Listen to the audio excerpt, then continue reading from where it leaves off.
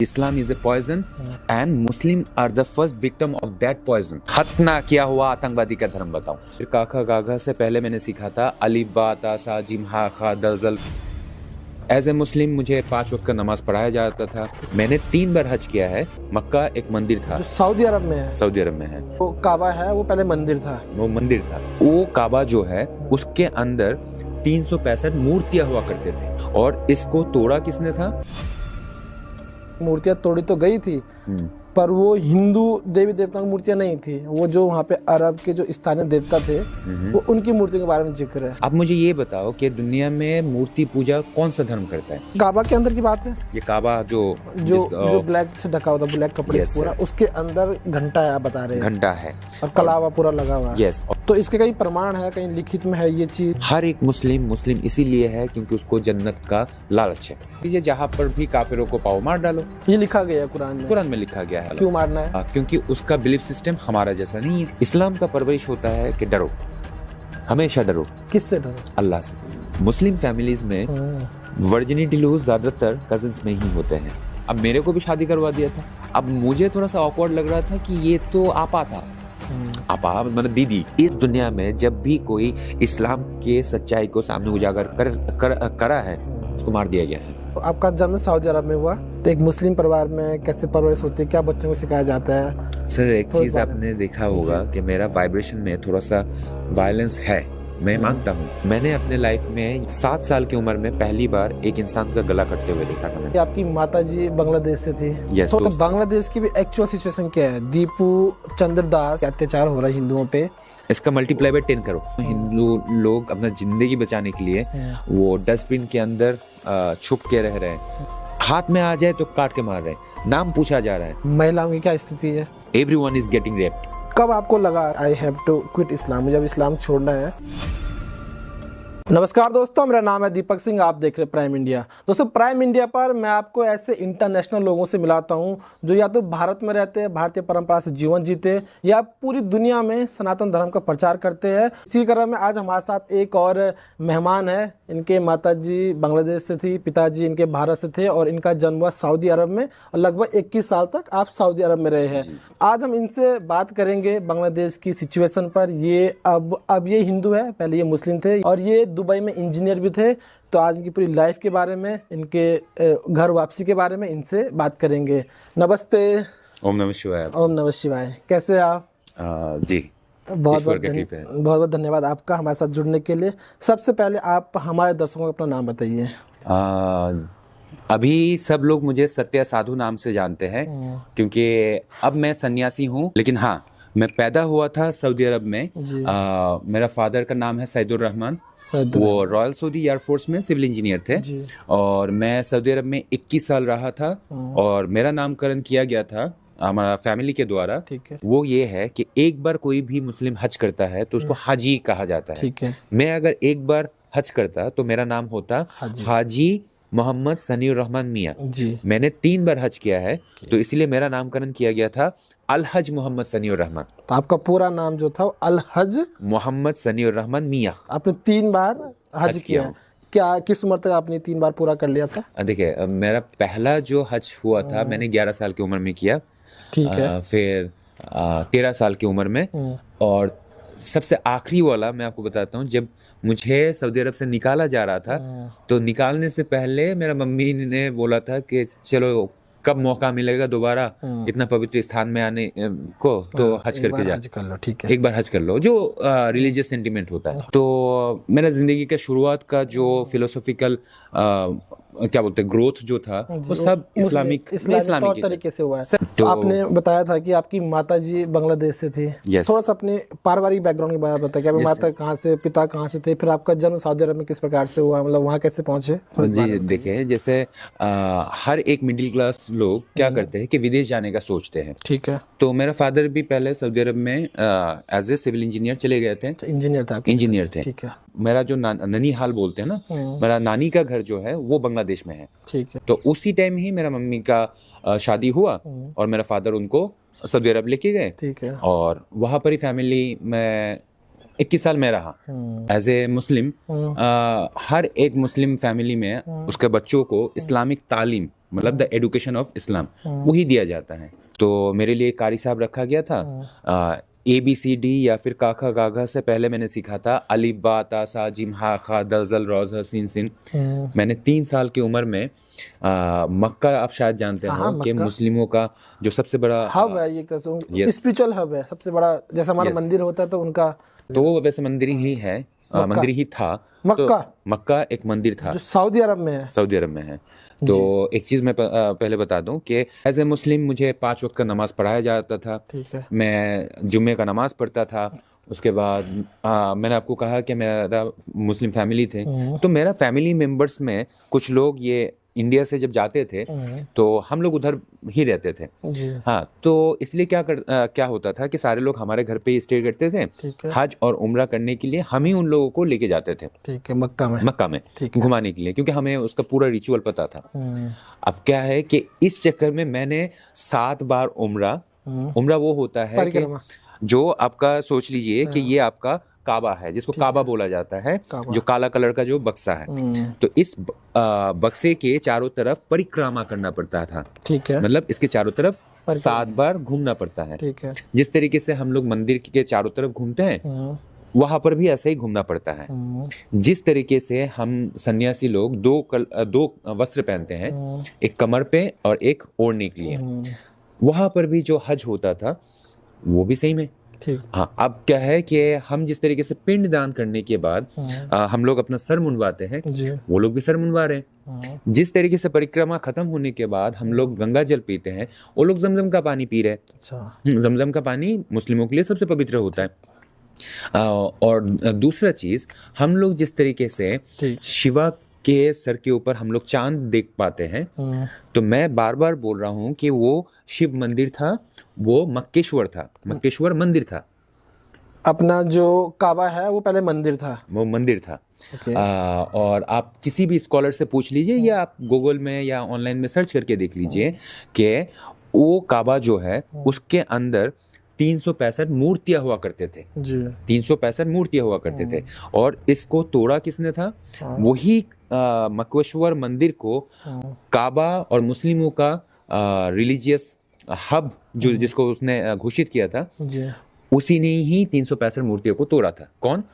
Profit Mohammad. नहीं, लेकिन इसके बारे में ये थ्योरी है कि 360 या 65 मूर्तियां तोड़ी तो गई थी, पर वो हिंदू देवी देवताओं की मूर्तियां नहीं थी। वो जो वहाँ पे अरब के जो स्थानीय देवता थे, वो उनकी मूर्तियों के बारे में जिक्र है। मुझे ये बताओ कि दुनिया में मूर्ति पूजा कौन सा धर्म करता है? क्रिश्चियन तो करते नहीं है, हिंदुओं में मतलब अब्राहमिक रिलीजन जितना भी है, ज्यूस बोले, क्रिश्चियनिटी बोले, उनका जितना भी मोजेस आया था, जीसस आया था, डेविड आया था, हाँ, मिकाइल, कोई भी बोले, कोई तो मूर्ति पूजा नहीं करता था।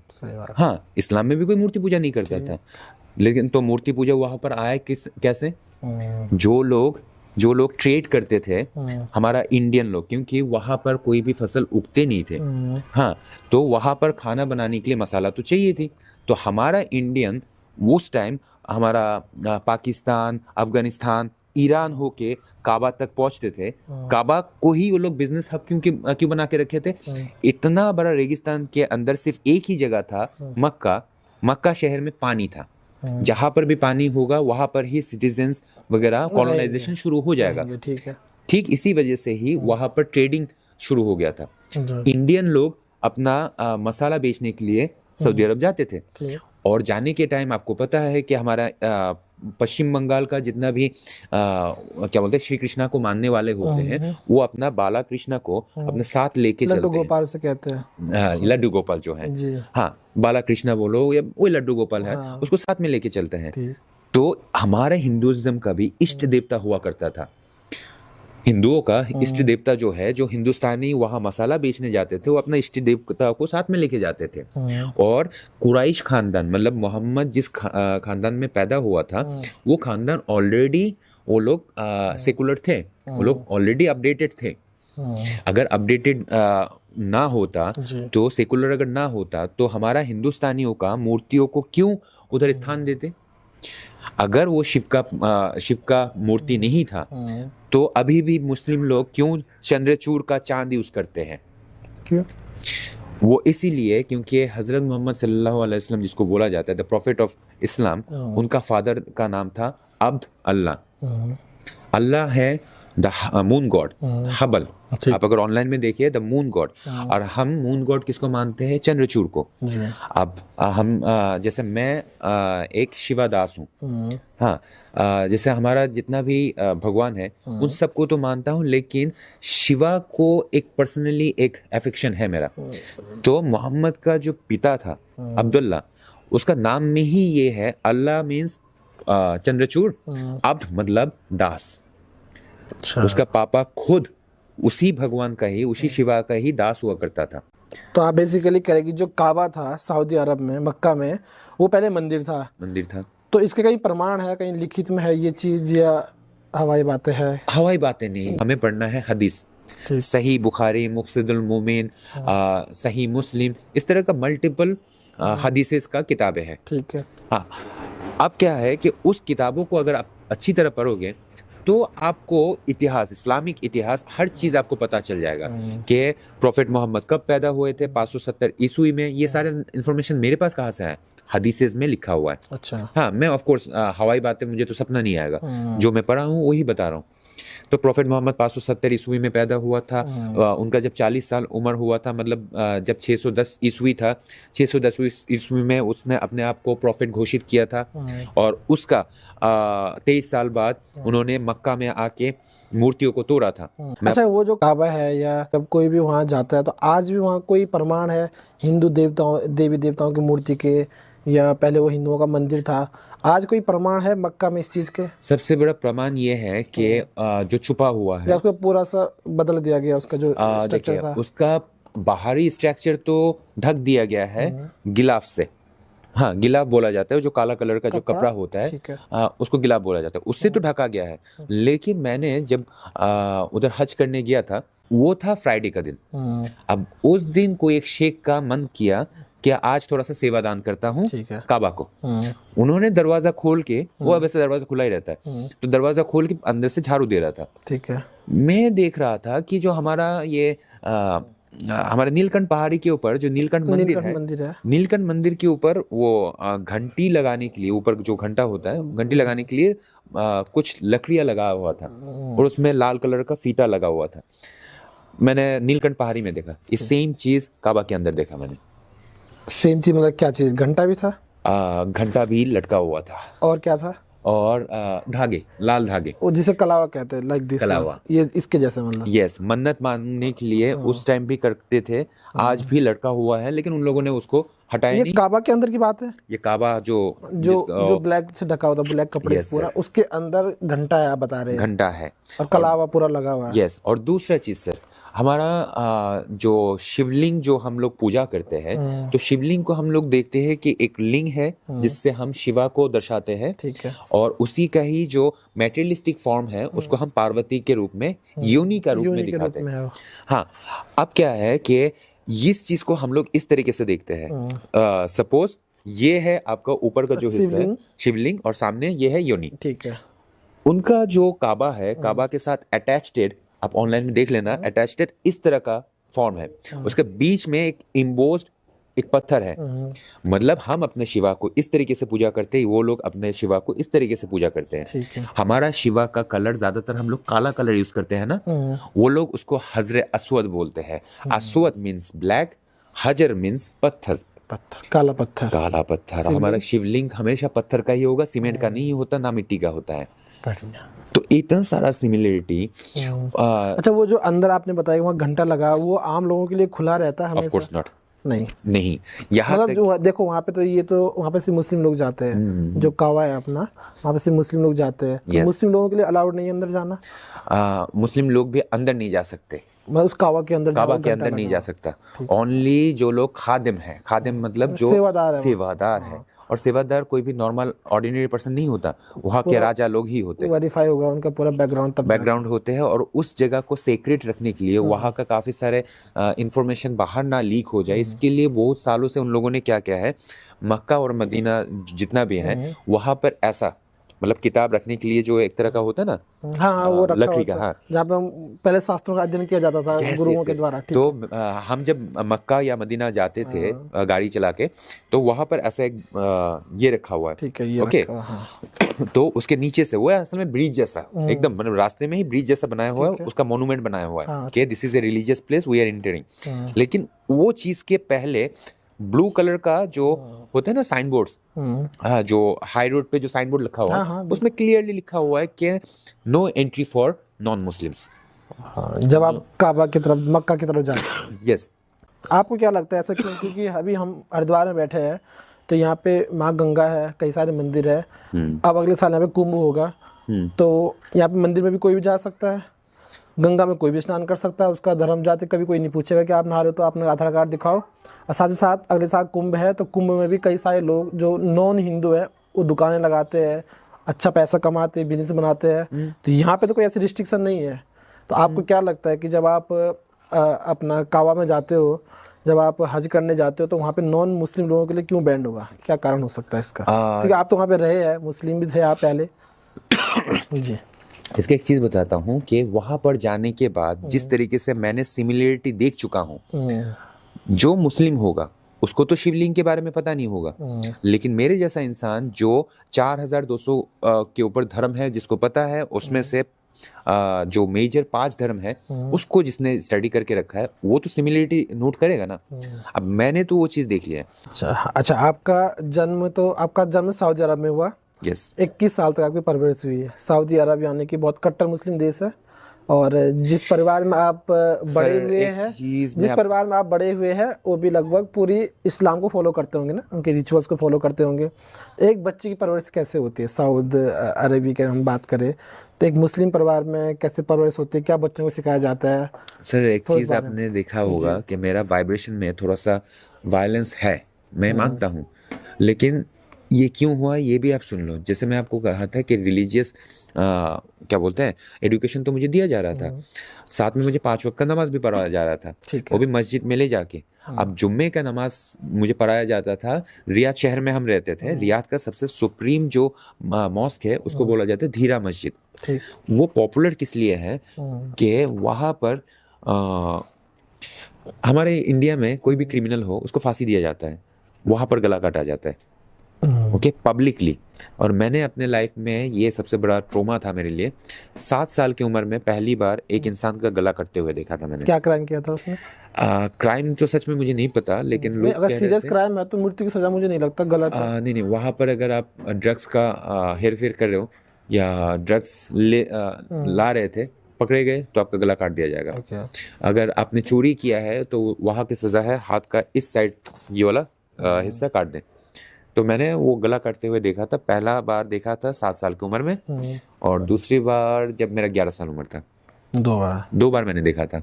लेकिन होता क्या है कि एक बार जब डर खत्म हो जाता ना, दूसरी बार डर नहीं लगता। हमारे इंडिया में तो काफी सारे लोग वो जो हॉरर मूवीज है वही देख नहीं पाते, देख के डर जाते हैं। हाँ, जैसे मैं तो खुद कई बार कहीं अगर एक्सीडेंट हुआ है रोड पे तो थोड़ा ब्लड रहता है, थोड़ा मांस के टुकड़े रहते हैं, मैं नहीं देख पाता हूँ। अरे हमारे हिंदुस्तानियों का अनकॉन्शियस हो जाता हूँ मैं ये सब चीज देख के। हमारा हिंदुस्तानियों का साइकोलॉजी आप जैसा ही है, क्योंकि हम लोग बहुत ही पीस लविंग थे। लेकिन इसी वजह से ही ये देखो धुरंधर मूवी आया था, उसमें थोड़ा सा ब्लड्स वगैरह है, एनिमल मूवी आया था, कितना विरोध कर रहे हैं कि ऐसा चीजें होना नहीं चाहिए। लेकिन सऊदी अरब में लाइव हो रहा है इंसान, मतलब वो तो टीवी में वो तो शायद रूह अफ़ज़ा या वो पतंजलि का जो गुलाब जल होता है उसी का कलर हो सकता है, लेकिन मैंने जो देख के आया हूँ ना, किसी भी चिकन या क्या बोलते हैं पशु का खून नहीं था, वो इंसान का खून था। वो भी मतलब ऐसा करके बैठा, गर्दन काटा फुटबॉल की तरह बॉडी। जैसे आपके सामने सब घटना घट रही है तो माता पिता बच्चों को इन सब चीजों से दूर नहीं रखते, या तुम मत देखो। क्योंकि इंडिया में हम देखते हैं अगर हमारे सामने अगर एक मुर्गे कोई मारा तो हमारे माता पिता हमें आंखें बंद कर देते हैं कि नहीं ये वायलेंस है, हत्या है, मत देखो। आपके माता पिता इस्लाम में ये सिस्टम ही बनाया गया है कि डराओ, अपने बच्चों को भी डराओ। हाँ, डरो। इससे क्या होता है, डर क्या करता है कि उस क्राइम से या उस ऑर्डर को मनवाने में आसान हो जाता है। हाँ, everyone can buy everything, just you need to know the price. अब क्या है, इस्लाम में कोई भी ईमानदार जो होता है ना, मतलब रिलीजियस जो ईमानदार होते हैं, कि बहुत कट्टर मुस्लिम है, उसको कैसे मुस्लिम बनाया जाता है? मुझे भी, हर एक मुस्लिम को क्या बनाया जाता है? 3 चीज़ उसको त्याग करना पड़ता है, तब जाके वो एक्स मुस्लिम बन सकता है। 3 चीज़ क्या क्या है? पहला कि ये जो जन्नत का जो हूरों का जो कहानी है, 72 हूर मिलेंगे, तो हूरों का जो कहानी है ये लालच पैदा करता है। हर एक मुस्लिम इसीलिए है क्योंकि उसको जन्नत का लालच है। हर एक मुस्लिम इसीलिए है क्योंकि उसको जहन्नम का डर है। चलो, ये दोनों काल्पनिक है, ठीक है, क्योंकि किसी ने ना जन्नत देखा है ना जहन्नम देखा है। लेकिन एक चीज रियल है, प्रैक्टिकल है। मतलब जन्नत का काल्पनिक कहानी आप छोड़ दो, जहन्नम का काल्पनिक कहानी छोड़ दो, लेकिन इस्लाम छोड़ने पे आपको टाइटल दिया जाता है मुर्ताद। और मतलब मुर्ताद एक्स मुस्लिम। ओके। और एक्स मुस्लिम का एक ही सजा according to the sharia law. मतलब sharia law means the law of Islam, the law of Quran. हाँ, तो एक ही सजा है, सरतन से जुदा। अब क्या है, सर अलग कर दो, अलग कर दो। हाँ, ऐसा होता है, ये कोई झुटला नहीं सकता। तो आप भी रिस्क में हो? ऑफ कोर्स, आप भी तो अब एक्स मुस्लिम उनके हिसाब से। एक्स मुस्लिम मैं रिस्क में था, अभी भी हूँ, मरते दम तक रहूंगा, क्योंकि मेरे ऊपर हमला भी हुआ था। जिस तरीके से इस्लाम का जो ऑर्डर्स है उसको फॉलो ना करने की वजह से मलाला के सर पे गोली मार के उसको मारने का कोशिश किया गया था। इट्स ओके कि यूएसए ने उसको बचा लिया था मेडिकल ट्रीटमेंट देके। फिर इस्लाम को या फिर इस्लामिक सोसाइटी को चेंज करने के लिए वो बेनज़ीर भुट्टो खड़ी हुई थी, क्या बोलते हैं, पाकिस्तान में, सर पे गोली मार के मार दिया। फिर तस्लीमा नसरीन खड़ी हुई थी कि हम थोड़ा सा लोगों को सेकुलर बनाते हैं, उसको देश से निकाल दिया। इस दुनिया में जब भी कोई इस्लाम के सच्चाई को सामने उजागर करा है, उसको मार दिया गया है। इस्लाम का कोई भी सिस्टम को बदलने का कोशिश किया है, उसको मार दिया गया है। जो चीज़ हमारा सनातन में नहीं है। सनातन में अगर कोई कृष्णा भक्त अगर शिवा का नाम ले रहा है, ये नहीं बोलता कि शिवा का नाम क्यों ले रहा है, सरतन से जुदा। था कि जब आपकी परवरिश बचपन में हुई थी सऊदी अरब में एक इस्लामी परिवार में, तो क्या बच्चे को क्या मानसिकता सेट की जाती है उनकी, कैसे उन्हें बड़ा किया जाता है, क्या बेसिक, क्योंकि आपने वो बचपन जिया है, अभी आप सनातन में आ चुके हैं, तो क्या फ़र्क आपने देखा कि बचपन में जो मुस्लिम परिवार में जो सऊदी अरब जैसे कट्टर देश में कोई बच्चा पैदा होता है तो उसको कैसे डेवलप किया जाता है, किस चीज़ के लिए तैयार किया जाता है उसे? ये इंडिया में बच्चों को देखा कि माँ बाप बोलते हैं कि स्टडी करो, खेलो कूदो, हाँ, बड़ों का इज्जत करो, पैर छुओ, ये भगवान का मंदिर है तो नमस्ते करो, प्रणाम करो, सर झुकाओ। हाँ, तो ये परवरिश है, इसको परवरिश बोला जाता है। इस्लाम का परवरिश होता है कि डरो, हमेशा डरो। किससे डरो? अल्लाह से। हुक्म, अल्लाह का हुक्म से डरो। अल्लाह ने 5 वक्त का नमाज पढ़ने के लिए बोला है, 5 वक्त का नमाज पढ़ो। माँ बाप का इज्जत करो, मतलब क्यों? अल्लाह ने बोला है। अरे भाई, अच्छा काम है माँ बाप का इज्जत करना, ना वो नहीं है, अल्लाह ने बोला। ठीक है। हाँ, ऐसा लगता है कि कोई कमांडर ऑर्डर कर रहा है and all the soldier should be they have to follow. और ये तभी हो सकता है जब वो कोई इंपीरियलिज्म डॉक्ट्रिन हो। रिलीजन के नाम पे मैं बार बार डॉक्ट्रिन ही देखा हूँ। और सबसे फनी चीज़ है कि जो चीज़ मुझे ट्रिगर किया था, वो हर किसी को, ऐसा क्वेश्चन अगर किसी के दिमाग में आएगा वो ट्रिगर हो जाएगा। जैसे मुझे बोलते थे कि सारे मुस्लिम जन्नत में जाएंगे। ओके, ठीक है। मेरा फादर ने एक गलती किया था, मुझे रिलीजियस टीचर तो रख दिया, साथ में वो ये भी चाहता था कि मैं डॉक्टर इंजीनियर की तरह कुछ एक ओहदा बनूं। मेरा फादर की इच्छा था मैं IT इंजीनियर बनूं, कंप्यूटर इंजीनियर बनूं, जो मैं बना हूं। तो मेरा फादर ने रिलीजियस एजुकेशन के साथ साथ वो मेटेरियलिस्टिक दुनिया का जो एजुकेशन है वो भी दे दिया था। अब मैंने क्या किया था कि मदर टेरेसा के बारे में पढ़ लिया था। मदर टेरेसा ने बहुत अच्छे काम किया था, उसमें मैंने पढ़ा था कि ऑर्फन हाउसेस खुले थे। तो मैंने बोला कि अच्छा, ये मदर टेरेसा कहाँ जाएगी? बोला कि क्या नाम बताया? बोला मदर टेरेसा। बोला तेरेसा ना, वो तो मुस्लिम नहीं है। बोला नहीं, मुस्लिम नहीं है। बोला तो जहन्नम में जाएगी, नरक में जाएगी। अच्छा। बोला कि अरे भाई, तो इतना जो पुण्य कमाया, इतना नेकी किया, उसका क्या मतलब? उसका क्या? बोला कि वो तो कुएं में जाएगा, नेकी कर कुएं में डाल। बोला कि ये कैसी बात होगी? किस लिए वो जहन्नम में जा रही है, नरक में क्यों जा रही है? क्योंकि नॉन मुस्लिम है। वो नॉन मुस्लिम है। बोला कि ये तो कुछ पॉलिटिकल। पिता ने बोला आपको? मेरा पिता ने, मेरा कारी साहब, जबकि आपके पिता तो वेल एजुकेटेड इंसान थे ना? ऑफ कोर्स, वो लोग अरे सिविल इंजीनियर थे। सिविल इंजीनियर वो भी थे। किस चीज का, मैं आपको बताता हूँ, आप सुन के हैरान रह जाओगे। हाँ। C-130 जो प्लेन होता है ना, हाँ। C-130 प्लेन, जैसे DC-10 में तो आप बैठे हो, जो पैसेंजर जो प्लेन होता है, पैसेंजर प्लेन जो होता है। कार्गो प्लेन होता है, जिसमें बड़े बड़े चार्टर्ड प्लेन को वो लोग कैरी कर सकते हैं, जी। वैसा प्लेन जहाँ पर लैंड करता था मेरा फादर, वो लैंडिंग पिच बनाता था। इतना वेल एजुकेटेड होने के बाद ऐसी मानसिकता। ऐसे मानसिकता, क्योंकि डराया जा रहा है बचपन से सर किसी। हाँ बताए। तो आप फिर, क्योंकि जब आपको आज हमने बार बार कई बार बोला कि आप सऊदी अरेबिया में आपको जन्म हुआ, कट्टर मुस्लिम परिवार में, आपके पिताजी इंजीनियर थे, इतने बड़े इंजीनियर थे, उसके बाद भी उनकी जो सोच थी वो प्रो मुस्लिम थी, राइट? सही बोल रहा हूँ मैं? यस। उसके बाद आप अभी यहाँ पे सनातनी कपड़ों में हो, माथे पे टीका है और गले में अंदर माला भी है, हाथ पे रुद्राक्ष का आपने ब्रेसलेट पहना हुआ है। ये सारे तो आप फिर वहां से यहाँ कैसे? सऊदी अरब में माता आपकी बांग्लादेश से थी। देखिए मेरा कुछ क्वेश्चन जो है वो ब्लास्फेमी लेवल तक आ जा रहा था जी। हाँ, तो मैंने जैसे क्वेश्चन पूछ लिया था, मेरे फादर ने मुझे मस्जिद लेके गया।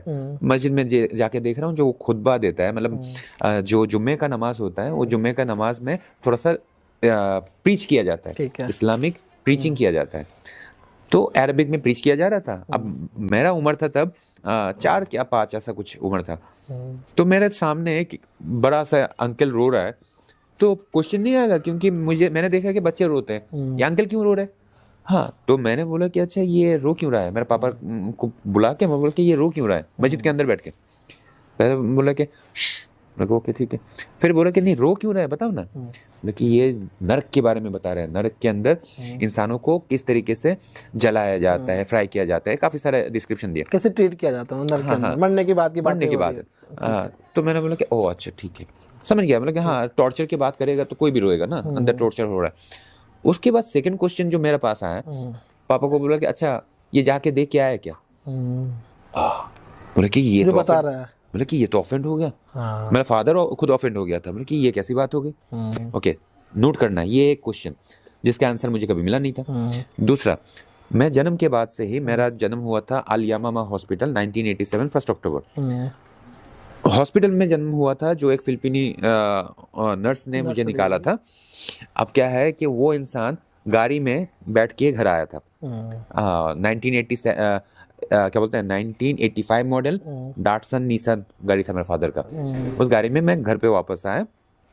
तो जो इंसान विदेश में बड़ा हो रहा है, सब कुछ मतलब रिच फैमिली है, हाँ, तो वो इंसान गाड़ी में ही तो जिंदगी गुजारा है। लेकिन गाड़ी में मैं देखता था मेरा फादर, वहाँ का जो स्टीयरिंग है ना, उल्टा साइड में है। हाँ, लेफ्ट साइड में, यहाँ राइट में चलता है, वहाँ लेफ्ट साइड में स्टीयरिंग होगा। ठीक है, यस। अब क्या है कि लेफ्ट साइड में स्टीयरिंग है, चलते उधर राइट में है, राइट में चलते हैं। तो मेरा फादर इस साइड में बैठा हुआ है, मेरा मदर इस साइड में, मैं बीच में बैठ के हमेशा देखते रहता था। मैं क्यूरियस ज्यादा था, हर चीज में क्यूरियस हूँ। तो मैं देख रहा था कि मेरा फादर एक प्रेस कर रहा है। मैं पूछ लिया था ये क्या है, बोले एक्सेलेरेटर। बोले ये क्या है, बोले कि ब्रेक। वो क्या है, बोले क्लच। और मेरे टाइम पे वो मेरे फादर का वो ऑटो गियर वाला था, नहीं मैनुअल गियर था। बोले कि ये क्या है, बोले कि गियर है। बोले ये क्या है, स्टीयरिंग है। सब कुछ मैं समझने के बाद ब्रेन के अंदर मंथन कर रहा हूँ मैं, समुंदर मंथन। फिर मैंने पूछ लिया था कि अच्छा मम्मी को क्यों गाड़ी चलाना नहीं देते, मम्मी क्यों गाड़ी नहीं चलाते? बोले कि ये क्या बोला, अलाउड नहीं है। बोले कौन अलाउ करेगा? बोले कि नहीं, गवर्नमेंट अलाउ नहीं करते। बोले कि इतना रेगिस्तान पड़ा हुआ है, किसी भी रेगिस्तान में ले जाओ, जब तक पकड़े नहीं जाते तब तक, हाँ तब तक सिखा दो। ठीक है, हाँ। बोले कि नहीं, इस्लाम में हराम है लड़कियों का ड्राइविंग करना। अब मेरा क्वेश्चन ये है कि ऐसा कौन सा पार्ट एक्स्ट्रा चाहिए जो मेरा मम्मी के पास नहीं है गाड़ी चलाने के लिए? हाथ पैर आंख सब कुछ तो है, सब कुछ तो है। हाँ। गाड़ी को कहाँ पता चलेगा कि एक्सेलेरेटर दबा कौन रहा है, वो किन्नर दबाए औरत दबाए, ये वाला मेरा सोच था।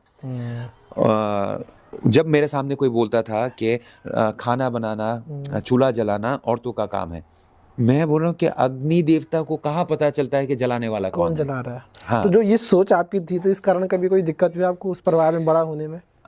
हमेशा से वो लोग मुझे काफिर, नास्तिक, शैतान ये समझते थे, ये सब वर्ड बोलते थे मुझे। ओके। हाँ। और कब आपको लगा कि कोई एक सबसे बड़ी चीज आपको लगा कि आई हैव टू क्विट इस्लाम, मुझे अब इस्लाम छोड़ना है, ये आपको कब रियलाइज हुआ और क्यों?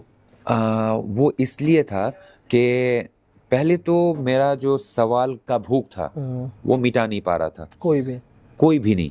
तो क्वेश्चनिंग की वजह से उन लोगों ने मुझे निकाल दिया। ये कब की बात है? सऊदी अरब से निकाल सऊदी अरब से निकाल दिया। कब की बात है मैं बताता हूँ कि ये नवंबर 2008। ठीक है। हाँ, निकाल दिया। अब इंडिया में आया मैं। अब मेरा बोले कि लड़का बड़ा हो रहा है, वैसे भी दिमाग खराब है मतलब मैं इस्लाम को लेके रिलीजियस क्वेश्चन पूछता था, बल्कि इसको शादी करवा दो। पता नहीं उन लोगों को क्या लगता था कि शादी करवाने से मतलब पागलसान ठीक हो जाएगा। किसने बोला आपको शादी करने के लिए? मेरा मम्मी पापा। अच्छा, ठीक है, पेरेंट्स ने बोला। पेरेंट्स इंडिया में। अब आप इंडिया में हो? अब मैं इंडिया में हूँ। ठीक है। अब फूफी जानते हैं ना, मतलब पापा के क्या बोलते हैं, पापा के जो बहन है, मेरा पापा के बहन, मतलब बुआ जो होता है ना, बुआ के बेटी के साथ मेरा शादी हुआ। अच्छा, हो गया शादी? हाँ, मेरा कजिन सिस्टर के साथ मेरा शादी हुआ था, और मेरा कजिन सिस्टर मुझसे 4.5 साल बड़ी थी। मैं आपको एक चीज बता देता हूँ, इस्लाम मतलब मुस्लिम फैमिलीज में वर्जिनिटी लॉज ज्यादातर कजिन्स में ही होते हैं। अब मेरे को भी शादी करवा दिया था। अब मुझे थोड़ा सा ऑकवर्ड लग रहा था कि ये तो आपा था। आपा मतलब दीदी, बहन मतलब सिस्टर। नहीं, बड़ी बहन को दीदी बोलते हैं, वहां पर आपा बोलते हैं। मतलब मेरा आपा मेरा बीवी है। मतलब चलो चलता है, क्योंकि मुझे क्या समझाया गया था कि हजरत मोहम्मद सल्लल्लाहु अलैहि वसल्लम का जो बीवी थी, पहली बीवी, वो उनसे 15 साल बड़ी थी। मतलब कि अच्छा, मोहम्मद कर सकता है, शायद मैं भी कर सकता हूँ। ठीक। हाँ, अब उस टाइम मेरा जवानी चल रहा था, चलो उस टाइम मैंने इग्नोर कर दिया था। लेकिन जितना स्टडी करने लगा मैं, मुझे घिन आने लगा कि भाई ये दिस इज नॉट गुड। यहाँ तक कि बायोलॉजिकली भी ये सही नहीं है। जी। अब क्या हुआ था एक बार, क्या ये भी आपको फनी लगेगा कि जब हमारा शुरुआत थी, हम तू करके बात करते थे। भाई बहन थे ना, तू करके बात कर रहे थे। तो एक बार हमारे फ्लैट में हम लोग बैल्कनी में बैठ के बात कर रहे हैं, मैं और मेरे वाइफ। हाँ, तू करके बात कर रहे थे। अब नीचे का फ्लैट वाले सुन लिया, बोले कि क्या हुआ, पति पत्नी में झगड़ा हुआ क्या? बोले क्यों? बोले तू करके बात कर रहा है। लेकिन नहीं, वो तो भाई बहन है। बोले तो बच्चा किसका है? बोले इन्हीं का बच्चा। बोले इन्हीं का ही है। बोले ओह अच्छा। क्योंकि देखिए, इंडिया में क्या होता है, मुस्लिम फैमिली और हिंदू फैमिली एक साथ ही रहते हैं। हाँ, तो क्या है कि ये लोग बोल रहे थे कि ये तू करके क्यों बात कर रहा है, झगड़ा हुआ है क्या? बोले नहीं भाई बहन है। बोले भाई बहन है तो बच्चा किसका? इन्हीं का है। बोले कि मतलब, बोले कि कजन सिस्टर में शादी हुआ है। ओह अच्छा। तब उसको याद आया कि नहीं, मुस्लिमों तो ये होता है। तो चलो, वो एक कल्चर था। लेकिन क्या है कि मेरा प्रश्न की वजह से, और ये भी सच बताता हूँ कि मेरा वाइफ जो है मैथमेटिक्स में मास्टर्स किया हुआ था। अच्छा। हाँ, और बाद में पीएचडी कंप्लीट किया मेरे साथ। जब डिटैचमेंट हो गया, उसके बाद क्या बोलते हैं, वो पीएचडी वगैरह किया होगा। तो क्या डिटैचमेंट कब हुआ, क्यों हुआ? हाँ, डिटैचमेंट क्या है कि मैंने आपको बताया ना कि 2008 में मैं पहुंचा और बहुत सारा किताबें पढ़ने लगा। कैसी किताबें? एथिज्म, ओशो। अच्छा, ओशो फॉलोअर है आप? Yes, I am Osho devotee. पर ओशो कहते थे कि कोई धर्म कुछ है नहीं, आप हिंदू मुसलमान की बातें कर रहे हैं। Yes, there is no such thing as religion. वो कहते थे कि ये हम लोगों ने ग्रुप बना रखे दूसरे ग्रुप से बचने के लिए। यस, धर्म एक ही है, जियो बस। देखिए, धर्म अलग है। जैसे मैं मनुस्मृति का चैप्टर नंबर 6 वर्स नंबर 92 को मैं फॉलो करता हूँ। दुनिया में एक ही धर्म है जिसको बोला जाता है धृति क्षमा दमो अस्त्यम शौचम इंद्रिय निग्रह धीर विद्या सतम क्रोधो दशकम धर्म लक्षणम। वो हमारा ऑडियंस को थोड़ा सा अजीब लग रहा होगा कि जो इंसान मतलब कि अल्लाह अकबर ला इलाहा इल्लल्लाह मोहम्मद रसूल ऐसा चीज पढ़ना चाहिए। वो अभी मनुस्मृति, ज्यादातर हिंदुओं को भी ये मनुस्मृति उतना क्लियर नहीं पता। एक दिन में ये बात बता रहा हूँ, 7 मार्च 2013, मतलब फरवरी में ऑलरेडी मेरा बुक चारों तरफ फैल चुका है। 7 मार्च को मैं ऑफिस से घर पहुंच रहा था। कहाँ की बात है ये? ढाका बांग्लादेश में। हाँ, क्योंकि मैं उस टाइम बांग्लादेश में CDBL central depository Bangladesh limited, वहाँ ये है बांग्लादेश का ढाका स्टॉक एक्सचेंज और चिटागोंग स्टॉक एक्सचेंज। वहाँ का जो ट्रांजैक्शन होता था वो हमारा इंडियन एक कंपनी के सॉफ्टवेयर से ही चलते थे। अच्छा। हाँ, तो वो पूरा सॉफ्टवेयर हमारा ही मैनेजमेंट पे था। आप इंजीनियर थे उसके? मैं EOD इंजीनियर था वहाँ का, मतलब एंड ऑफ डे प्रोसेस करने के लिए मैं इंजीनियर था। अब मैं घर पे जब वापस आ रहा था, मुझे काफ़ी देर से एक इंसान फॉलो कर रहा था। मीरपुर नाम का उस जगह पर मैं उतरा। मैं जिस गली से मैं अपने घर जाता था, वो गली में तब 7 मार्च था, वो नेशनल छुट्टी था उस दिन। तो मैं उस गली में जा रहा था, कोई इंसान नहीं थे, सुनसान था। तो एक इंसान जो काफी दूर से मुझे फॉलो कर रहा था, वो पीछे से आ रहा था, सामने से 2 इंसान आए, चॉपर, जिससे बांग्लादेश में तो गोमाता को काटा जाता है, वैसा चॉपर से नारा तकबीर अल्लाह अकबर बोल के मुझे काटना शुरू किया था। हमला वहाँ पर हाँ, ढाका में। तब मेरे दिमाग में आया कि it's better to be a living coward than a dead hero. अभी हीरो बनने का टाइम नहीं है, पहले भागो। हाँ, तो मैं भागते भागते एक ट्रैफिक पुलिस का जो वो बूथ होता है उसके अंदर घुस गया, ढाका में। उन्होंने मुझे क्या बोलते हैं, हॉस्पिटल लेके गए। 3 दिन में आईसीयू में रहा, फिर 3 महीना में पैरालाइज रहा। मेरा मम्मी पापा हर कोई बोल रहा था कि क्या बोल के और लीग किसके बारे में, और लीग इस्लाम के बारे में। अभी भी आपके खिलाफ थे। यस, वो लोग मारा गया, सपोर्ट नहीं, वो लोग बोल रहे हैं कि ये तुम्हारा गलती है क्योंकि तुम काफिर बनने जा रहे हो। हाँ, तुम क्यों ये सब लिखने गए। हाँ, ये सब कौन लिखता है। तब मैं पहले ये जो आज सारे लोग मुझे पहचानते हैं कि सत्य साधु इस्लाम के खिलाफ बोलता है, मैं इस्लाम के खिलाफ नहीं, मैं अधर्म के खिलाफ बोलता हूँ। आपको लगता है कि इस्लाम अधर्मी है? ऑफ कोर्स अधर्म है। कैसे? ऑफ कोर्स अधर्म है, क्योंकि तो लोग, आप सीधे सीधे जो इस्लामिक लोग हैं उनकी धार्मिक भावनाओं को ठेस पहुंचा रहे हो। सर मैं आप अभी इसलिए कह रहे हो क्योंकि अब आप सनातन में आ चुके हो, तो आपके लिए सनातन अच्छा है, पर जो लोग अभी भी वहाँ पे रहते हैं, इस्लाम में है, इस्लामिक है, उनके तो उनका धर्म ही सब कुछ है ना, जैसे हमारे लिए हमारा हिंदू धर्म सब कुछ है। देखिए, मेरा काम है सत्य बोलना, इससे किसी को नुकसान पहुंचे, बुरा लगे या आघात पहुंचे, वो देखना मेरा काम नहीं है। समझाता हूँ कैसे, कि कोका कोला कंपनी वो बोल रहे हैं कि this is the tastiest cold drink in the whole world. ठीक है, मैं बोल रहा हूँ कि ये आपके लीवर के लिए खराब है। अच्छा, ये सच बात है ना कि ये सही बात है। हाँ, लीवर के लिए खराब है। ये बोलने से कोका कोला कंपनी को तो बुरा लगेगा। इससे क्या मैं सत्य बोलना बंद कर दूं? नहीं, यही सच बात है कि मैं चाहता हूं कि जहां पर औरतों का बेइज्जती हो रहा है उस किताब को बॉयकॉट करें। जैसे कुरान का chapter number 2 verse number 223 223 number आयत में लिखा गया है कि तुम्हारा औरतें तुम्हारे लिए खेती का जमीन है, उस पर जिस तरीके से चाहो उस तरीके से हल चलाओ। ये लिखा गया है, कुरान लिखा गया है, आप खुद जाके देख सकते हैं। कोई भी इंसान जिस तरीके से चाहो उस तरीके से हल लगाओ का क्या मतलब है? मतलब क्योंकि स्पष्ट तो कुछ नहीं है ना इसमें, स्पष्ट कुछ नहीं है, लेकिन इंसान को इंसान बोलना चाहिए था। मैं सन्यासी हूँ, मैं जेंडर नहीं समझता जी। हाँ, लेकिन इंसान तो समझता हूँ ना। लेकिन ऐसा जो भी रिलीजन होगा जहाँ पर औरत जात को, मतलब जो नारी है, जो हमें पैदा करते हैं, उसको सेक्स प्रोडक्ट के नाम पे उसको बाजार में नीलाम ना करो। जिस तरीके से चाहो उस तरीके से हल चलाओ, मतलब इस्तेमाल करो एज ए सेक्सुअल प्रोडक्ट। इस्लाम में औरत सिर्फ बच्चा पैदा करने का फैक्ट्री है, ऑब्जेक्ट है, मतलब शी इज एन ऑब्जेक्ट। ठीक, के जितना हो सके बच्चा पैदा करो। इस्लाम में क्या बोलते हैं, बर्थ कंट्रोल इज हराम। अच्छा, इस्लाम में बर्थ कंट्रोल हराम वो है। भी हराम है? वो हराम है। कि आप लोग कितने भाई बहन थे? हम लोग 4। ठीक है, हाँ, फिर भी ठीक है। फिर भी ठीक इसीलिए है क्योंकि मेरा फादर को फाइनेंस पता था। अच्छा, हाँ, उनको ये पता था पढ़े कि लिखे इंजीनियर थे इसलिए। हाँ, इसीलिए सिर्फ जबकि आपके पापा के पास अच्छी नौकरी थी, मतलब अच्छी सैलरी रही होगी, उसके बावजूद उन्होंने सोचा। ऑफ कोर्स सोचा है, क्योंकि एक लेवल पे आके तब प्रैक्टिकल हो जाता है काफी सारे लोग कि इसके बाद और नहीं। और ये चीज ज्यादातर आप देखोगे कि जो लोग पढ़े लिखे हैं उनके पास है। जैसे शाहरुख खान का पैसों का कमी नहीं है, लेकिन वो भी अपने लिमिट को जानता है। हाँ, लेकिन जो लोग पूरा एकदम कट्टर मुस्लिम है ना, वो कभी भी बच्चा पैदा करना बंद नहीं करते। हाँ, तो और क्या कुरान में लिखा है? फिर जैसे सूरा तौबा, हाँ, ये एक चैप्टर है, चैप्टर नंबर 9। उसका चैप्टर नंबर 5 देख लीजिए, जहाँ पर भी काफिरों को पाओ मार डालो। काफिर मतलब नॉन मुस्लिम्स। हाँ, ये लिखा गया है कुरान में लिखा गया है कि जो मुसलमान नहीं है, इस्लाम को नहीं मानता, वो काफिर है, उनको मार डालो। उसको मार डालो। क्यों मारना है? क्योंकि उसका बिलीफ सिस्टम हमारा जैसा नहीं है। बस इसी बात पे।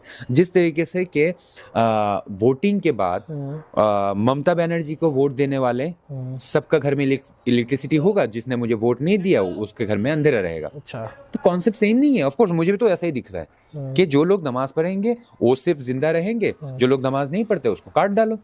ये लिखे गए कुरान में? एक जगह नहीं, काफी जगह। मैं तो हर एक हिंदुओं को यही रिक्वेस्ट करना चाहता हूँ कि समय रहते हुए आप लोग हिंदू रहते रहते कुरान को जान लो, इस्लाम को जान लो। नहीं तो कुछ दिनों बाद ऐसा दिन आएगा, अगर अभी जागृत नहीं हुए तो मुस्लिम बन के आपको इस्लाम सीखना पड़ेगा। अभी इस्लाम सीख लो। जैसे मैं हर एक हिंदू को बोलूँगा कि सूरह तौबा चैप्टर का नाम है, बाद में वो लोग इस नाम को देख के सर्च कर सकते हैं। सूरह तौबा, सूरह सब, सूरह अनफाल, सूरह बकरा, सूरह मायदा। इसमें इतना खतरनाक स्टेटमेंट्स दिया गया है कि उन लोगों को बांध के उनका गर्दन काटो, उंगलियों को काट डालो, फिर हाथों को पीछे मोड़ के फिर काट डालो, इस तरीके से बोला गया है। फिर देखे illegal sex, okay, illegal sex किसको बोला जाता है? बिना शादी के अगर कोई भी इंटरक्रॉस हो रहा है उसको, और शादी के बाद जो एक्स्ट्रा मैरिटल अफेयर होते हैं, एक्स्ट्रा मैरिटल अफेयर होता है। ओके, इसका पनिशमेंट क्या हो सकता है sir? As a human being आप बताओ इसका पनिशमेंट क्या होगा? कुछ नहीं, कि उसने मुझे धोखा दिया है, जिसने धोखा दिया है धोखेबाज के साथ रहना नहीं है, चलो गुड बाय, खत्म ना। इस्लाम में क्या है, अगर आपका पत्नी पकड़ी गई किसी और मर्द के साथ, उस औरत का सजा क्या जानते हैं? कमर तक उसको गाड़ के रखो, गाड़ के जमीन के अंदर, हाँ, इधर तक गाड़ के रखो। तो इससे क्या होता है कि उसका हाथ वगैरह कुछ हिल नहीं पाता, और तब तक पत्थर मारते रहो जब तक वो मर ना जाए, कीमा ना बन जाए। अगर किसी को विश्वास नहीं होता तो ईरान का एक केस हुआ था, stoning of Suraiya. Stoning of Suraiya एक बार ऑनलाइन में जाके आप लोग देख लीजिए, उसमें आपको पता चल जाएगा कि किस तरह का शरिया लॉ चलता है।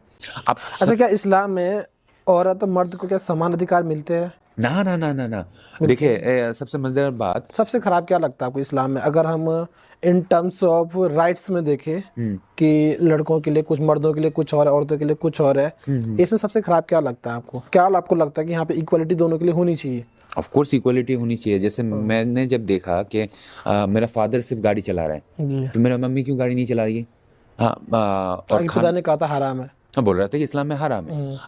अब ये भी फालतू बातें हैं। असल में क्या है कि इस्लाम में औरतों को बाहर आना ही क्या बोलते हैं, अलाउड नहीं है। घर से बाहर निकलना अलाउड नहीं है। अगर निकलेगा तो एक गाइडेंस के साथ, गार्जियन के साथ, वो भी बुर्का पहन के। अच्छा, अगर मैं आपसे सिंपल तरीके से पूछूं कि इस्लाम छोड़ने का सबसे बड़ा क्या कारण था, क्योंकि आपने कई सारे कारण बता दिए, अब मैं अगर सिंपली पूछूं तो आप मेन कारण क्या क्या है? मेन कारण नहीं, एक सिंपल आंसर। मुझे शौक था original iPhone 17 pro orange colour वाला, ठीक है, जो है मॉडल। अब मेरे हाथ में किसी ने चाइनीज फेक डमी फोन होता है ना, जो दिखने में आईफोन 17 प्रो जैसा है, वो मेरे हाथ में थमा दिए। अब जिस इंसान को ओरिजिनल आईफोन 17 प्रो चाहिए, उसके हाथ में नकली फोन अगर आएगा तो वो तो फेंक देगा ना। तो मैंने वही फेंक दिया, वो नकली चीज है। पहली बात तो क्रिश्चियनिटी से कॉपी है, दूसरी बात हमारा सनातन को कॉपी करके बैठा हुआ है, लेकिन स्वीकार करने को राजी नहीं है कि हम सन्यासियों का ड्रेस पहन रहे हैं, हम लोग मंदिर को परिक्रमा ही कर रहे हैं, हम गंगा जल का सेवन ही कर रहे हैं, हम लोग सर मुंडवा रहे हैं जिस तरीके से हम लोग पिंडदान करने के बाद कर रहे हैं, हम चंद्रचूड़ को ही मान रहे हैं, इसीलिए पाकिस्तान के झंडे पे चांदी है, मस्जिद के गंबूज पे हम चांदी कर रहे हैं। कॉपीड चीज मुझे पसंद नहीं है, मुझे ओरिजिनल प्रोडक्ट पसंद है। जब आप ओरिजिनलिटी में वापस आए, जब आपने घर वापसी की, तो फिर परिवार के साथ कोई कनेक्शन है आपका, या परिवार का क्या रिएक्शन था, या आपके परिवार को फिर लोगों ने कैसे ट्रीट किया कि आपका लड़का तो काफिर निकला? काफिर ही बोला होगा शायद, सही शब्द है काफिर? काफिर हूँ, मुर्ताद हूँ। हाँ, तो मेरा तो 2013 से मेरा फैमिली के साथ कोई कांटेक्ट नहीं। कारण क्या है? यही घर वापसी? यस, देखो जब मेरा क्या बोलते हैं, यहाँ से लेके यहाँ तक पूरा कटा हुआ है। जब अटैक हुआ था, हाँ, मेरे ऊपर अटैक जब हुआ था, ये साइड पूरा लटका हुआ था, मेरे सर के इस साइड पे पूरा कटा हुआ था, काफी जगह हाथ वगैरह। तो जिस इंसान के पूरा बॉडी में 36 to 37 ऐसे स्टिचेस थे, और कुछ स्टिचेस तो खुल गए थे, मतलब इतना गैप था। ऐसा हालत में एक इंसान, तब मेरा उम्र कितना था, 25 समझ लो, 25 साल की उम्र में मतलब मेरे ऊपर इतना हालत खराब है, उसको बोला जा रहा है कि और लिख इस्लाम के बारे में। मतलब परिवार वालों का ऐसा कोई इमोशनली सपोर्ट नहीं था कि बच्चा दर्द में है, ना तो उसी को सपोर्ट कर रहे थे कि तुम सही मारे गए हो। हाँ, और उसके बाद मेरा मम्मी तो नमाज पढ़ रही थी कि या अल्लाह इसको हिदायत करवा दे। हिदायत मतलब फिर से दोबारा इस्लाम पे ईमान की तरफ झुकाव ला दो। अच्छा, अब जो इंसान ऑलरेडी क्या बोलते हैं निर्भया जैसे रेप हुआ है, वो कभी मर्द जात को अच्छा नहीं मान सकता। तो वही मेरे साथ हुआ है कि मेरे ऊपर हमला हुआ था। अच्छा, बोलते हैं कि नहीं इस्लाम में बस इसके बाद घर वालों से कोई कनेक्शन नहीं? 2013 के बाद से किसी के शक्ल भी नहीं देखा मैं। कभी माता पिता भाई बहन किसी की याद आती है? अब जब तक मैं संन्यास नहीं लिया था, मैं घर के अंदर बैठ बैठ के रोता था कि साला मेरे साथ क्यों हुआ, मैंने क्या गलती किया किस था। लिए रोते थे? परिवार खोने के कारण? हाँ, कि वो लोग मुझे समझे क्यों नहीं। अच्छा। क्योंकि मेरा भी दिल करता था कि जब मेरे ऊपर हमला हुआ था, वो लोग मेरे लिए दूध का ग्लास लाए कि सपोर्ट करते। कि भाई दूध पी ले, सही बन जा, ठीक हो जा। ना, उन लोगों ने बाद में क्या किया कि तू निकल जा। तो उन लोग घर से निकाला आपको? हाँ, क्योंकि आप इस्लाम के खिलाफ बोलने लिखने लगे थे। यस। और ये भी बता दूं कि जब ये चीज़ हुआ, मैंने सबके सामने बोल दिया था कि जमात इस्लाम और ABT अंसारुल बांग्ला टीम ने मेरे ऊपर हमला किया है, नारा तकबीर अल्लाहु अकबर बोल के। जी। ये स्टेटमेंट जब मैंने दिया, मेरा माँ बाप तो ऐसा किया, फिर बांग्लादेश में CDBL central depository Bangladesh limited, वहाँ से मुझे निकाल दिया गया।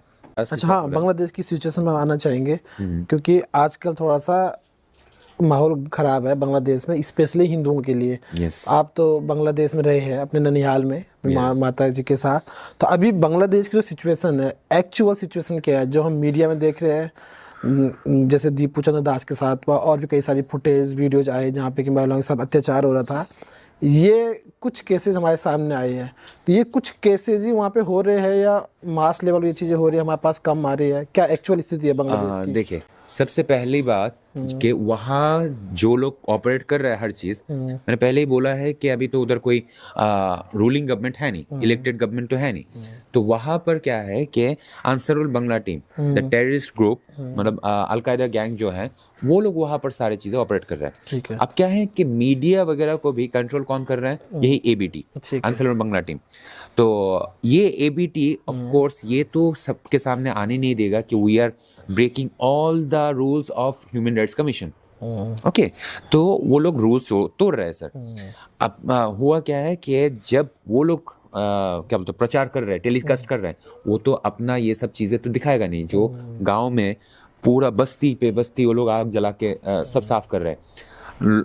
रात को कोई सो रहा है तो बाहर से आग जला के, जिंदा जला के मार रहे हैं। हिंदुओं को या हिंदुओं को काट रहे हैं, जो कुरान में बोला गया है कि काफिरों का काटो। को काटा जा रहा है वहाँ पे, क्यों? क्योंकि वो तो एक धर्मनिरपेक्ष राष्ट्र है ना बांग्लादेश को। वो तब तक था जब तक शेख मुजीबुर रहमान जिंदा थे, जब तक शेख हसीना वहाँ पर रूलिंग पे थे।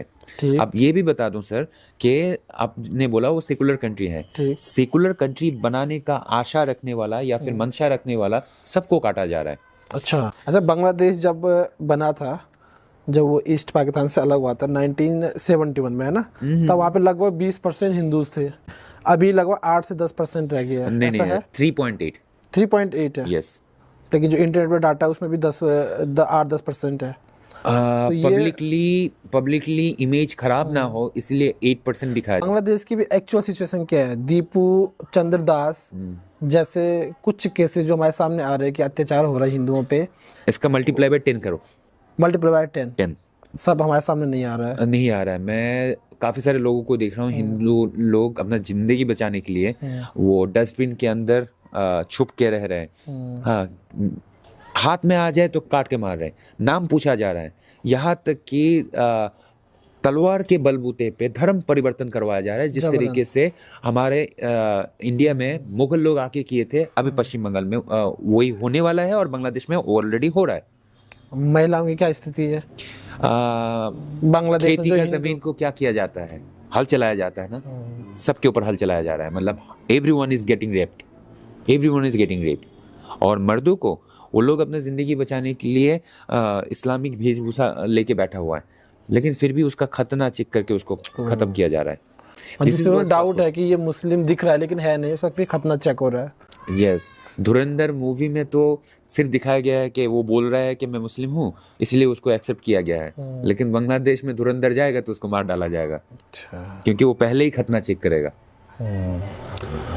तो ये सिचुएशन चल रहा है अभी। तो वहाँ पे सिर्फ जो नॉन मुस्लिम है उन पे अत्याचार हो रहे हैं, जो शेख हसीना के जो सपोर्टर्स है उन पे भी हमले हो रहे हैं। मैं एक चीज़ बता देता हूँ कि 1971 में जो जनरल था याहिया खान, उन्होंने बोला था कि इन हिंदू औरतों को इतना बलात्कार करो कि आने वाले नस्ल मुस्लिम पैदा हो। ठीक है। हाँ, अब उस टाइम क्या हुआ था कि हिंदू किसको बोला जा रहा था?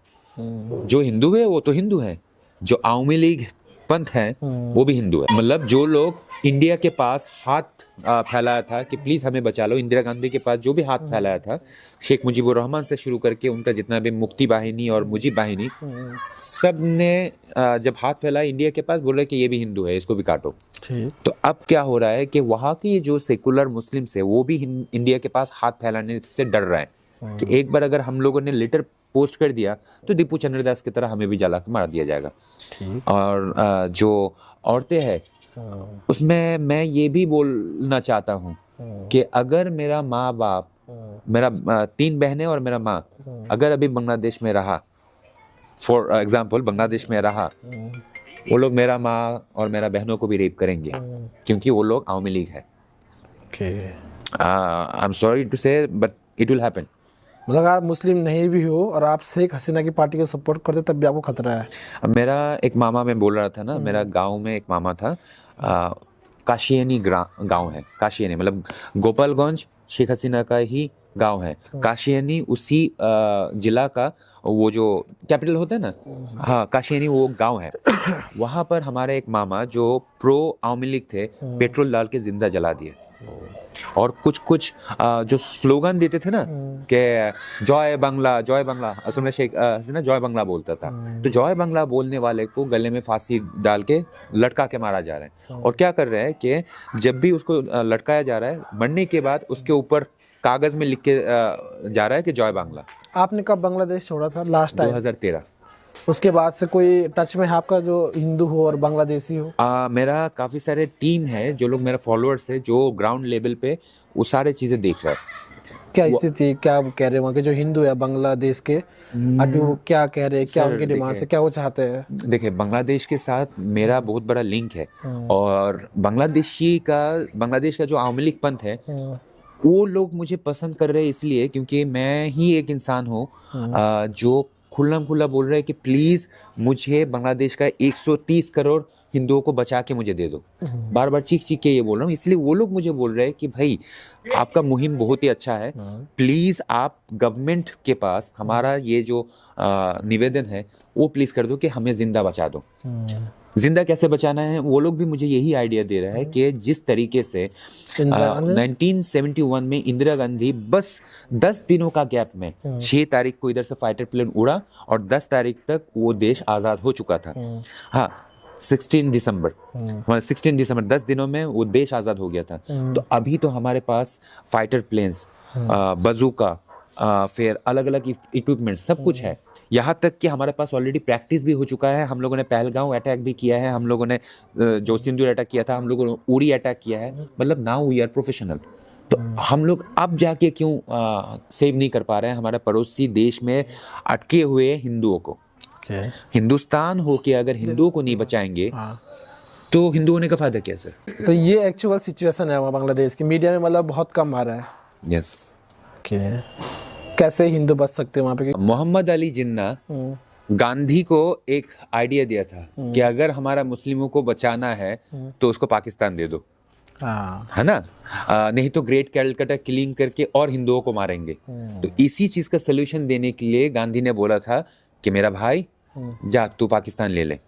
अगर हमारा भारत माता को कोई काट सकता है तो बांग्लादेश भी तो भारत का ही अंश है ना, तो उसको भी काट के बांग्लादेश को मुस्लिम को ही रहने दो। बोंगो देश नाम का हिंदू राष्ट्र 1,30,00,000 हिंदुओं को दे दो। मतलब मैं वो निवेदन कर रहा हूँ हमारा मोदी जी से, जो निवेदन श्री कृष्ण ने 5 पांडव के लिए किया था। किसके पास? कुरुवंश के पास। मैं बांग्लादेश के पास ये निवेदन रखना चाहता हूँ, प्लीज अपने मर्जी से हमारा 1,30,00,000 जो हिंदू है उसको एक बोंगो देश नाम का हिंदू राष्ट्र दे दो। अगर नहीं दे रहे हो, बांग्लादेश को हम अगर जिंदा रखेंगे तो भारत भी जिंदा नहीं बचेगा। This is the reality sir. क्योंकि आपको क्या लगता है कि इन फ्यूचर हिंदुस्तान ही क्या एकमात्र सेफ जगह होगी हिंदुओं के लिए, या कोई और देश बचेगा? जैसे बांग्लादेश की स्थिति हम देख रहे हैं, पाकिस्तान में हिंदुओं पर अत्याचार होते हैं। हमें शर्म आना चाहिए सर, एज ए हिंदू हमें शर्म आना चाहिए। बांग्लादेश से किसको भगाया गया? हिंदुओं को। पाकिस्तान से किसको भगाया गया? हिंदुओं को। और भी बेशर्म की बात है, कश्मीर किसका है? हमारा है। भगाया किसको गया है? पंडितों को, कश्मीरी पंडित को। अच्छा चलो, पाकिस्तान से भगाया गया, भाग के कहाँ आया? बांग्लादेश, सॉरी क्या बोला, इंडिया में। बांग्लादेश से भगाया गया, कहाँ आया? हिंदुस्तान में। हिंदुस्तान से अगर हिंदुओं को भगाया गया, वो कहाँ जाएगा सर? कहाँ जाएगा? पूरा दुनिया में हिंदू राष्ट्र दिखा दो, नहीं है। और मैं तो इसको हिंदू राष्ट्र ही मानूंगा, क्योंकि राष्ट्रीय स्वयं सेवक संघ, उसका मोहन भगवत ने खुद बोल दिया है कि ये हिंदू राष्ट्र है, इसके लिए कॉन्स्टिट्यूशन का कोई जरूरत ही नहीं है, which is fact, which is really fact. तो उस जगह पर हम कोई भी आक्रमणकारी का धर्म को जगह दे ही नहीं सकते, क्योंकि हमारे ऊपर दुनिया में कोई भी धर्म आक्रमण नहीं किया था। ब्रिटिश आया था, उसने खुद बोला था this is not a religious fight. Okay, क्या बोलते हैं, ज्यूस आया, ज्यूस बोल रहे हैं कि हमें हर जगह से भगाया गया है, please give us shelter. Parsi आया, उसको हम लोग शेल्टर दिए। इस्लाम को शेल्टर देने का जगह नहीं है हमारे पास, क्योंकि इस्लाम हमारे ऊपर आक्रमण करके आया था। अगर मैं झूठ बोल रहा हूँ so just put me in the jail, अगर मैं सच बोल रहा हूँ प्लीज एक्सेप्ट इट। बढ़िया। अब ये मेरा आपसे आखिरी सवाल है, जैसे आप लीजिए, चाय लीजिए, कोई दिक्कत नहीं है। जब तक मैं सवाल पूछता हूँ, एक चाय की चुस्की ले लीजिए। तो आपने दुबई से इंजीनियरिंग की है, वेल सेटल जॉब था, अच्छा खासा कई सेक्टर में आपने जॉब किया, हर जगह बढ़िया सैलरी थी, बढ़िया पैकेज था, अच्छा जीवन था। अगर आपको मुस्लिम धर्म में मज़ा नहीं आ रहा था तो आप उसको छोड़ देते, हिंदू आ जाते, चुपचाप अपना कन्वर्ट होके घर वापसी करके अपने जीवन आप सामान्य तरीके से जी सकते थे। कभी कभी आपको नहीं लगता कि जो आप अब ये सनातन का प्रचार कर रहे हो, इस्लाम के खिलाफ बोल रहे हो, सनातन के लिए बोल रहे हो, उस कारण आपको खतरा है? जैसे आपने बताया कि आपकी इंडिया में शादी हुई, आपकी पत्नी आपसे अलग कर दी गई है क्योंकि आपका जो पास था वो बहुत क्लियर नहीं था उनके दृष्टिकोण से, और अभी भी आपको कई बार खतरा महसूस होता है कि जब आप इस्लाम के खिलाफ खुला बोलो, लोग आपको ढूंढ रहे हैं आज भी, तो कभी आपको रिग्रेट नहीं होता कि मैं क्यों सनातन में वापस आया हूँ, और आया हूँ तो क्यों मैं इतने खुलेआम प्रचार और विरोध कर रहा हूँ? कभी इस चीज़ का रिग्रेट नहीं रहता? इसका सवाल का जवाब तो दूंगा, उससे पहले मैं बोलता हूँ कि अगर मैं इसको चुस्की लगाने के बाद अगर देखता कि इसमें चीनी की जगह नमक है, मैं आपको बोलता कि चाय मत पीना। ठीक है, ओके। जब मुझे पता चल गया कि इस्लाम में जहरीला बहुत सारा रिचुअल्स है, तो बाकी लोगों को सावधान ना करूं। जो जहर से मेरा मृत्यु होने वाला था, तो जहरीला पेड़ को ही मैं जड़ से काटूंगा ना। जहरीला पेड़ क्या है? इस्लाम। ये तो आपने फिर कंट्रोवर्शियल बोल दिया, उनकी भावनाएं आहत नहीं होंगी जो आपके पहले भाई बहन थे? देखो सर, अगर कोई भी साइको पेशेंट अपने आप को आइंस्टाइन सोचना शुरू कर दे, तो उसको आहत करने के लिए हम लोग क्या बोलते हैं, क्या तुम आइंस्टाइन नहीं हो? नहीं, उसको अगर सच्चाई बोला जा रहा है, इसके मतलब हम उसका ट्रीटमेंट कर रहे हैं। जब मैं बोल रहा हूँ कि Islam is a poison and Muslim are the first victim of that poison. एक इंसान जब लड़की बन के पैदा हो रही है, उसको बुर्का क्यों पहनाया जा रहा है? Because of Islam. एक इंसान जब पैदा हो रहा है मर्द बन के, उसका खतना किया जा रहा है बिकॉज ऑफ इस्लाम। अगर वो इस्लाम को छोड़ रहा है तो उसका गला काटा जा रहा है बिकॉज ऑफ इस्लाम। एक लड़की को फसल का खेती माना जा रहा है बिकॉज ऑफ इस्लाम। एक लड़की का हलाला हो रहा है, क्यों? पति ने तलाक दे दिया, अब उसको किसी और के साथ सोना पड़ेगा, फिर जाके वो तलाक देगा, फिर जाके वापस आके इसका पति इससे शादी कर सकता है। ये गंदगी क्यों? Because of Islam. World trade centre क्यों अटैक होता है? Because of Islam. Pahalgam attack क्यों होता है? Because of Islam. और कितने एग्जाम्पल चाहिए? जैसे 26/11/2008 अजमल कसब, उसका नाम अजमल कसब था, उसका खतना किया हुआ था, वो मुस्लिम था। और मैं तो इस इंडिया के वो सारे नेताओं को मैं बोलना चाहता हूँ, प्लीज वोट के चक्कर में हमारा इन हिंदुस्तानियों को मत मारो। प्लीज वोट के चक्कर में सेकुलरिज्म दिखाने के लिए ये झूठ मत बोलो कि आतंकवादी के साथ धर्म का कोई कनेक्शन नहीं है। आतंकवाद के साथ धर्म का कोई कनेक्शन नहीं है। ठीक है, मान लिया, 110% मान लिया, लेकिन खतना किया हुआ आतंकवादी का धर्म बताओ सर। खतना किया हुआ आतंकवादी का धर्म बताओ। लाल किला के सामने जो भी बम ब्लास्ट हुआ है, जो आतंकवादी पकड़ा गया है, खतना किया हुआ था कि नहीं, ये बस बता दो। धर्म मत बताओ, धर्म मत बताओ। उसके बाद जो अजमल कसब मेडिकल होता है ना, मेडिकल टेस्ट करवा के दिखा दो, खतना किया हुआ, ओके ठीक है, खतना किया हुआ कभी भी हिंदू नहीं हो सकता। अच्छा, जब हमारा पश्चिम बांग्लादेश में दीपू चंद्र दास को जलाया जा रहा था, ओम भूर्भुवः स्वः तत्सवितुर्वरेण्यम बोल के जलाया जा रहा था क्या सर? नहीं। क्या बोला जा रहा था? अल्लाह अकबर। तो अल्लाह अकबर शायद क्रिश्चियन बोलते हैं ना? हाँ, क्रिश्चियन बोलते हैं। ऑफ कोर्स ये मुस्लिम बोल रहे हैं। जो चीज जैसा है वैसा बोलो ना प्लीज। मैं आपको नहीं बोल रहा, पूरा दुनिया को बोल रहा हूँ, जो चीज जैसा है वैसा बोलो। जैसे आपको कोई रिग्रेट नहीं है इस चीज का? डर भी नहीं है? डर तो होगा। डर देखो सर, जन्म से पहले आप कहाँ थे सर? पता ही नहीं। पता नहीं ना, मरने के बाद भी पता नहीं पे चला जाऊंगा मैं। मतलब जहाँ से वही सत्य है, जहाँ से आया था वैसा वहाँ ही चला जाऊंगा। हाँ, अगर जरूरत होगा ये परमात्मा मुझे फिर से दोबारा भेज देंगे। हाँ, लेकिन जो सत्य है, जो सही है, जो उसको क्यों ना फैलाऊं? जब मैं क्या बोलते हैं, अधर्म को विनाश नहीं करूंगा तब तक धर्म को स्थापित कैसे करूंगा? कोई भी जगह को, कोई महाभारत वाली कहानी, मैं भी वही कर रहा हूँ कि भाई मेरा 5 पांडव को, मेरा 1,30,00,000 जो हिंदू है उसको एक गांव दे दो, बोंगो राष्ट्र नाम का, बांग्लादेश में। हाँ, बोंगो देश नाम का एक हिंदू राष्ट्र दे दो। और तुम कुरुवंश, मतलब ये जो पूरा मुस्लिम कम्युनिटी, तुम बांग्लादेश ले लो, बस एक छोटा सा हिस्सा दे दो जहां पर 1,30,00,000 हिंदू जिंदा रह सके। अगर तुम लोग बोल रहे हो कि नहीं, अगर एक कण भी मिट्टी चाहिए तो तुम्हें लड़ाई करना पड़ेगा, तो कोई दिक्कत नहीं है, 145 करोड़ हिंदुओं लड़ेंगे, रेडी है सर। बहुत बहुत धन्यवाद आपका हमारे साथ जुड़ने के लिए। अंत में कोई मैसेज आपका हो तो आप हमारे दर्शकों को दे सकते हैं, या बांग्लादेश के जो हिंदू भाई देख रहे होंगे, आप उन्हें कोई मैसेज देना चाहे तो स्वागत है। मैं एक ही चीज़ बोल रहा हूँ कि प्लीज़ मेरा 1,30,00,000 हिंदुओं को बचा दो। अपने आप को अगर हिंदू बोलते हो और इसको अगर हिंदुस्तान को अगर हिंदू राष्ट्र बोलते हो, तो हिंदू राष्ट्र में हिंदुओं को जिंदा रहने के लिए जगह दे दो। ये मोदी जी हो, योगी जी हो, या कोई भी हो, प्लीज़ हिंदुओं को बचा दो।